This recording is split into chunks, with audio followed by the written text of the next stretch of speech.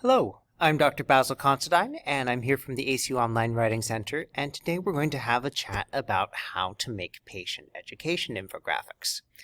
Now, infographics are a great way of conveying information, of making complex bits of information, even numbers, to make them more relatable, more impactful for the people viewing them, whether they're providers, whether they're patients, whether they're students. So let's talk about an assignment that asks you to create an infographic. Now, this particular assignment is taken from the Precision Medicine program. It is looking at a particular thing, molecular profiling when it comes to an advanced stage of lung cancer, and asking you to convey information to patients so that the patients can understand better what they're going through. And to just impress the importance of this and of clear messaging, often people will hear cancer and will think death sentence. And it is a sad fact that in cases of misdiagnosis, that often people go to extreme measures which are really regrettable. So we want to make sure that people understand the seriousness of their situation, but also that we don't overwhelm them with information or don't cause them to fear the worst when many cancers are very treatable, or you can enjoy a high quality of life while the cancer goes through its stages. So, without wanting to underestimate the significance of a cancer diagnosis, one wants to look at a proportional bit of information, and that the general public is not as versed in the scientific literature and the medical literature as the provider. And so let's start with the question of what makes a good infographic. Now, I will say that this assignment does include a link to a kind of guide page that will take you to a video on YouTube that you can watch. But let's take a look at that particular sample infographic. And this is coming from the American Speech Language Hearing Association. And you can see, because this is usually something where the diagnosis comes to the young, they have pictured younger people here. We have what looks like two children together handling a radish. We've got bright colors. It draws the eyes in. And then also we have the information separated here into two different pages. And so we have the front side that kind of gives some key points in these bullets here. We have this visual display of the overlapping interactions between these different four areas here, and they're separated by color. We've got the label in the bolded black text, and we've got the smaller descriptor there. And this is a two-sided one, so rather than something that you would just post only on the wall and only have one face review, if this is a flyer that you're handing someone, well, you have the back, and they can turn it over and see different things, where we have an example. So this is humanizing things, where we have a list of certain skills and speech, and we have activities, and we have environmental and personal factors. And so sometimes you'll have something like this where you'll have the front side is kind of your introduction, and the back is a sheet that you can fill in. So it's both a infographic and a kind of a tracking sheet. Now, one of those things that parents in the special needs community often appreciate is being able to take stock and acknowledge all the things that their children can do, which especially for people who respond well to device-assisted therapies and communication can be so much more than they feared would be going on. But for something where you're giving an example, and you might have several prepared, you could have ones appropriate to the developmental arc expected of that particular student. So that's a two-sided infographic, but let's take a look at some other things to kind of train the eye. So let's go ahead and we're going to do a search for public health infographics, because this is an area that's been a lot of great examples recently. And so if we look at this, we'll see a couple here. And so let's take a look at the CDC one here. It is a kind of flyer-sized one, and we have measles and rubella move fast. So this is a flyer that's designed to get people's attention to pay attention to the dangers of measles and rubella, and hence the advantages of vaccination. And so many of these ones that you see here are designed to catch your eye first and foremost, and then they use certain elements to draw your attention here. Now, we're not dealing with global rapid response teams, but if we look at this infographic here, you'll see that it does highlight certain things. So it brings your attention to the countries that they're responding to by shading them in a lighter blue and darkening everything else. Then we have these size-based globes here to indicate the time that the response team was in that country. And so it's very good at drawing your attention to these specific countries. We see, okay, the United States, oh, was not expecting that. Puerto Rico, also not expecting that. Virgin Islands, no, probably having some hurricane response here. But Panama, Colombia, American Samoa, a couple places in West Africa, in Southern Africa, and Mongolia, India, Vietnam, Indonesia, Marshall Islands. So you can easily focus on these questions. And of, okay, where are the teams going? Oh, that information just leaps out from you here.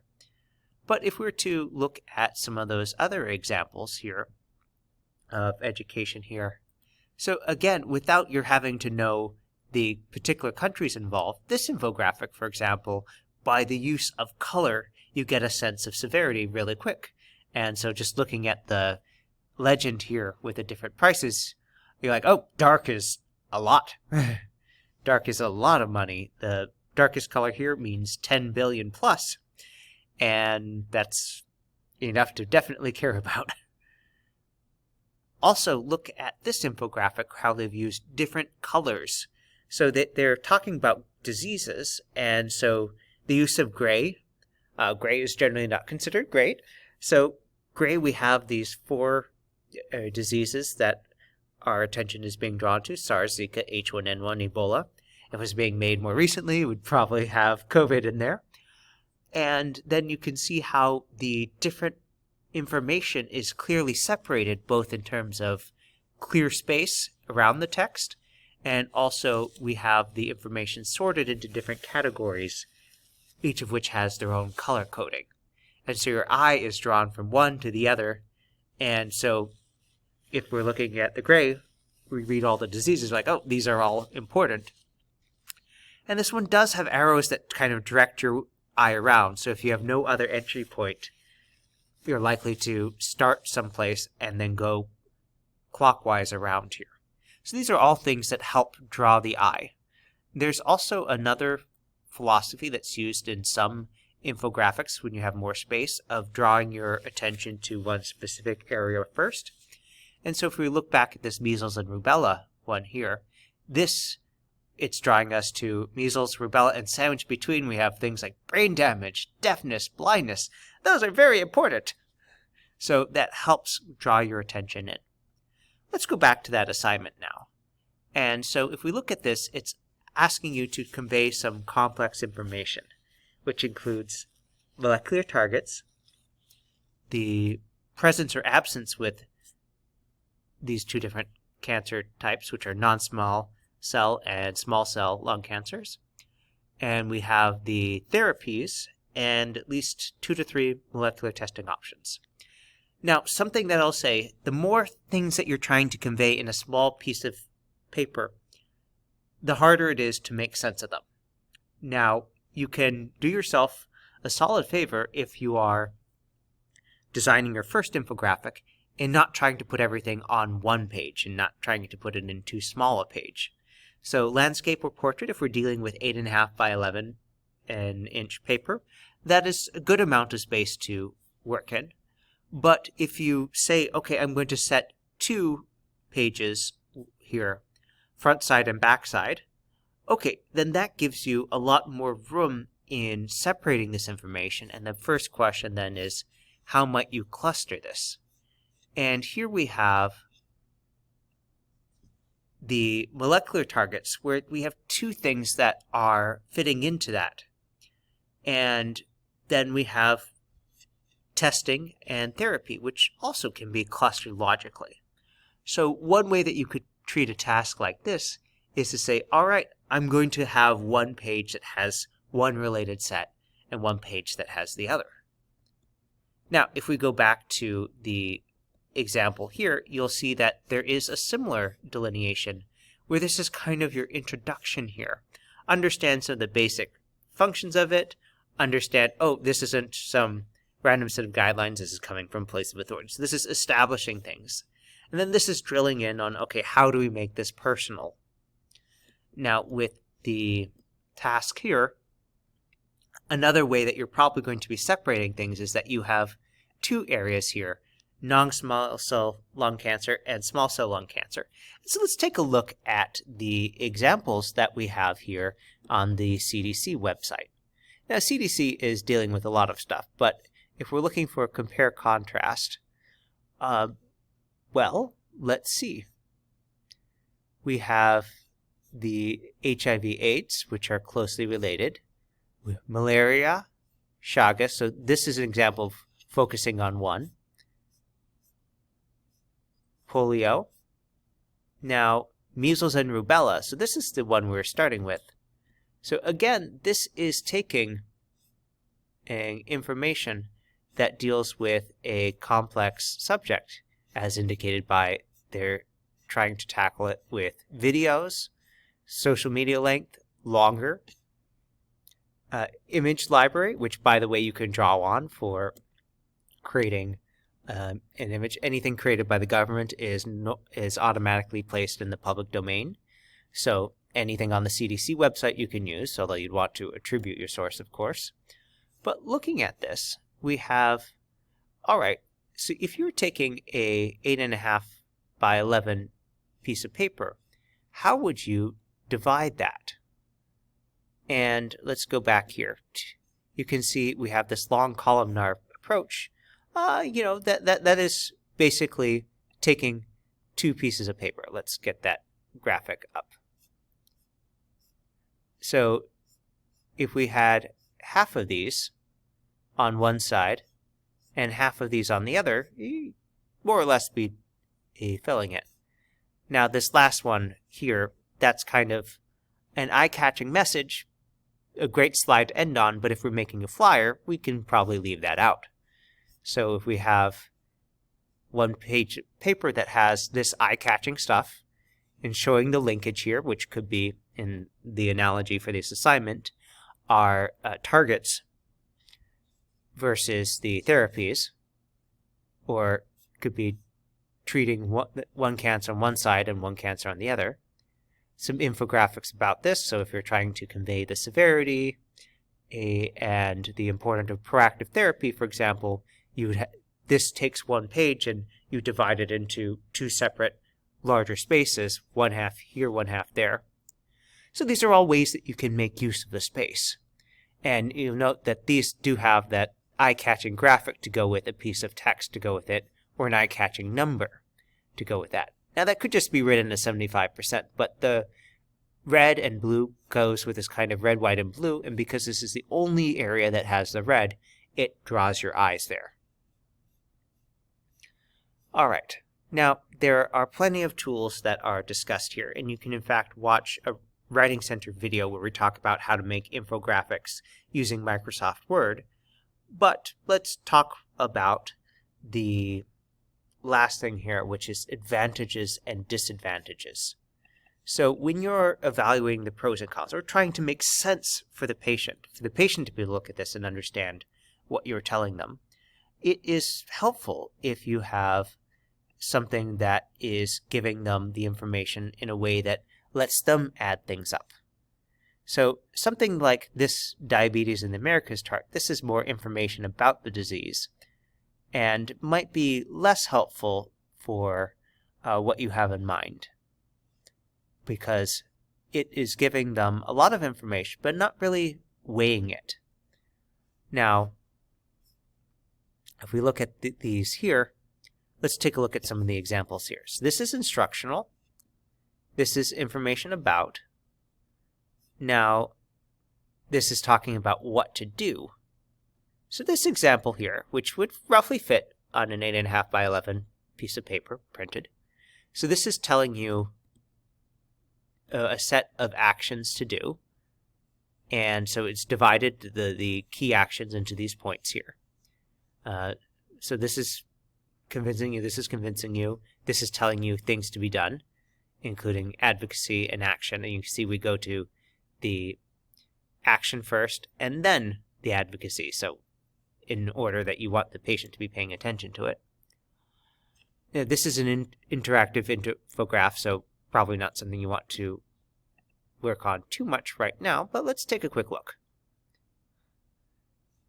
You can see that here, even though it's got little animations to draw your attention, it is presenting the information in a clear way where if you were to print it out, it'd actually be very effective. And here we have giving stats and talking about different steps. So you could use this format for laying out different therapies, each as a different, we'll call this a tongue depressor here. Now, if we draw back here to look at one more example here.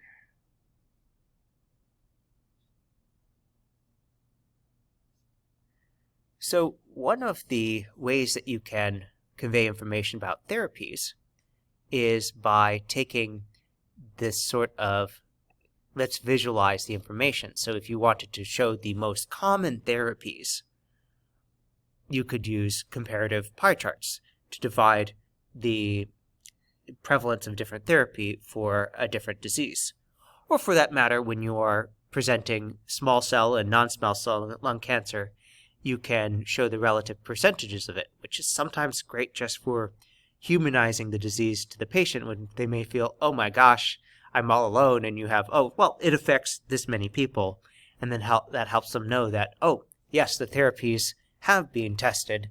This is not some crazy experiment. This is something that there are well-traversed paths.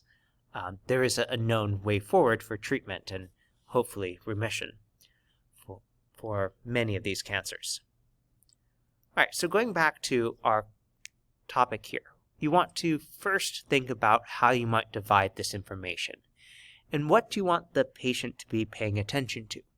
Because whether it's graphics or colors or the physical layout of separating the information into different areas, these are ways of getting the patient to be able to focus on particular things at a time.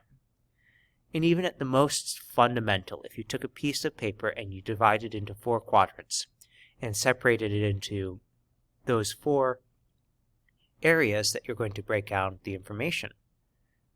Even if you took one piece of paper and use those quadrants for each one of these 4 items here, that is still making the information more digestible to the patient. So the rest is just refinement. But a basic principle of let's divide this information into chunks that make it easier for the patient to understand, to use language that is at their level, and to use graphics to enhance their understanding and draw their eye to particular areas. You know, distraction is a terrible thing and perhaps more present now than it's been in much of human history.